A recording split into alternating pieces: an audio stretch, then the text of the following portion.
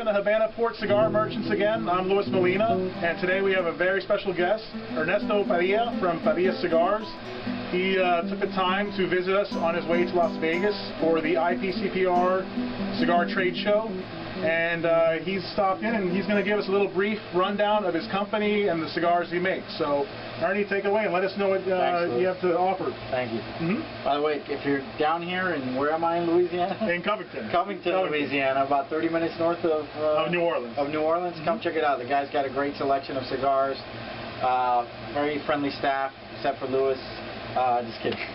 I can be grumpy. But seriously, great store. I've seen quite a few stores. So let me tell you a little bit about Padilla Cigars. We're a boutique cigar company. What the hell does boutique mean? Everybody says that. That means, you know, we manufacture about 2 million cigars a year, you know, or less actually, compared to some of the bigger brands out there who do, you know, many, many millions. We primarily focus on medium to full-bodied, Cuban seed, primarily grown in Nicaragua. And I'm going to tell you a little bit about our cigars. I'm Cuban. I was born in Cuba. My family's background is Cuban. Why that matters is we grew up in a big puff of smoke. So since I was little, my dad was smoking cigars. My brother, we smoked cigars. Family always had a passion for cigars. And my company was in the cigar business in Cuba over 100 years ago. My father's family were tobacco growers, so we actually named a cigar after him. My father was born in 1932, and this cigar is very reminiscent of some of the cigars you might have smoked from Cuba. It's got a Corojo and Criollo seed. That basically, those are most of the primarily seed strains that we work with, Corojo and Criollo. We use that in our Miami. We use that in our Dominus. We use that in some of the Series 68. The Corojo and the Criollo have different flavor profiles. The Criollo is a little bit less wide, and the Corojo is a little bigger. Corojo was a seed strain from a farm of Rojal in Cuba, in San Juan y Martinez, and he crossed the strains, so they're cousins. And when you blend these two Cuban seeds together, you add a little bit of spice, you add a little bit more complexity to the blend. And my girlfriend likes to say, well, all your cigars from Nicaragua, so what's the difference? And the difference is that, yeah, she talks like that, even though she's holding the camera. Our cigars are from Nicaragua. The difference is, like wine, where you have terroir, the French call it terroir, which is, you know, within Bordeaux, you have different areas, different plots, which will, the soil, the minerals in the soil will add to the flavor profile of the wine. The same with cigars, even though wine obviously comes grapes from a vine, they'll stay on there. Our tobacco grows in 60 days very quick, but it definitely absorbs the nutrients. Aganorsa tobacco is used in Miami, the Dominus, the 32, some of the 68, 48 here. I would say, put it very simply, if you're looking for something in the fuller spectrum, I would recommend the 32, the Miami, and the Dominus. All these are 90 plus rated. This has been top 25 cigar of the year several years going, in 1932. The Miami has also been named one of the top cigars of the year, in the Dominus. Yes, the Miami used to be made in Miami with Pepin Garcia. We no longer make it with him. We use the same tobaccos of his former partner, who makes some of our stuff now, Aganorsa. And we are also coming out with a Padilla Miami 8 and 11 blend, a new one. We're going to be limiting to about 50 something accounts. I don't know if you're interested, but it's a great blend made with Willie Herrera, great guy, young guy with Aganorsa tobacco. He's down the Bronx. Now he's going to be moving on to our friends at Drew Estate. But this blend really hit it. We've got Oliva from Ecuador, Habano wrapper. We've got Nicaragua from Aganorsa. We've got a couple components in there that really add the complexity, and it really is brings back what we were trying to do with the original Miami and 11. Now, let me just say one thing before I go. There's one cigar here, especially for these times, or as our country tries to get it together economically, we still need to smoke a cigar. And every day that could be an expensive hobby, and I know that. So this is probably the most difficult cigar that I've ever really tried to blend. Why? Because I'm going to introduce something at a $4, $4.50, $5 price point that has to compare with something like the Dominus, which is a cigar that sells in the $10+ price range. So I didn't want to put out crap. I wanted something that I can enjoy and smoke. And I think we achieved it, and the reviews that have coming out online have been representative of it. The Habano has a Habano Nicaraguan wrapper, all Nicaraguan fillers. This has a Brazilian Irish Baraka Maduro wrapper.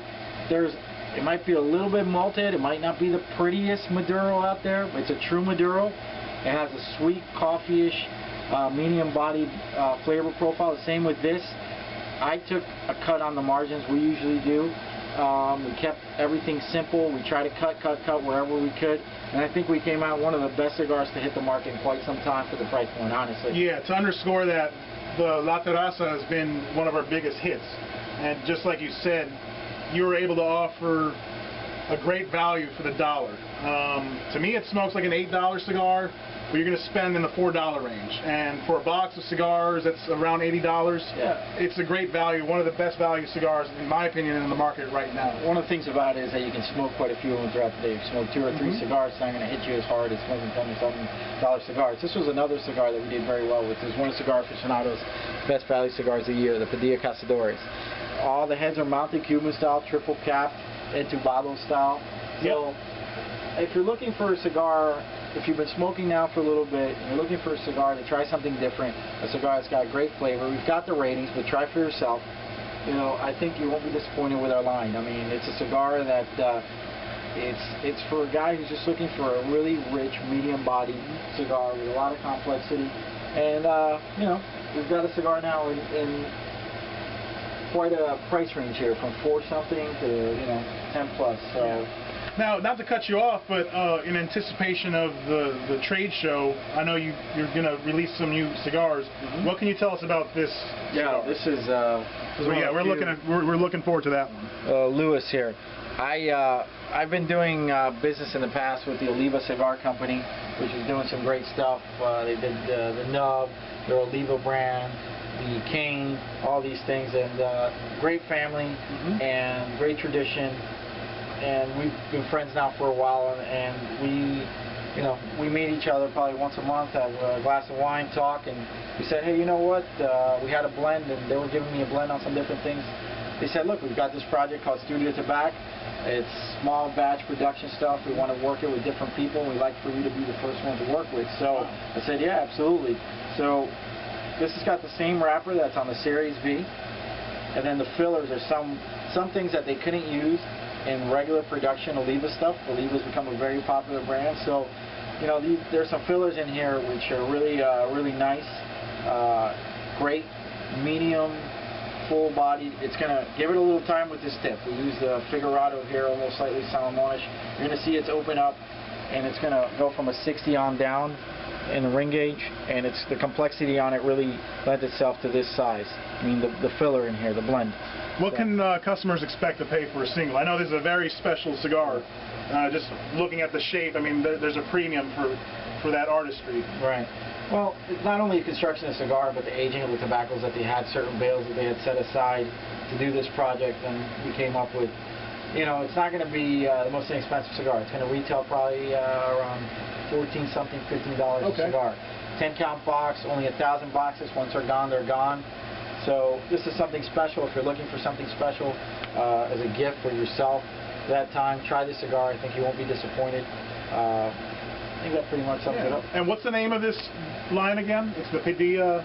We don't have a really formal name for it. It's the Padilla Studio Tobac. Okay. One of the things we're going to be doing with Padilla here, and this is one of the first cigars to get it. We have a new cigar called the Artemis. Also, is this top band with the Padilla line that you see on the Dominus. All our cigars are going to start switching over to the new look of the line here with our crest. So it'll be a more uniform look. So that's one of the first ones to come out with that. But we got some fun, interesting blends coming out. We got some things for the everyday smoker, for the guy looking for boutique stuff.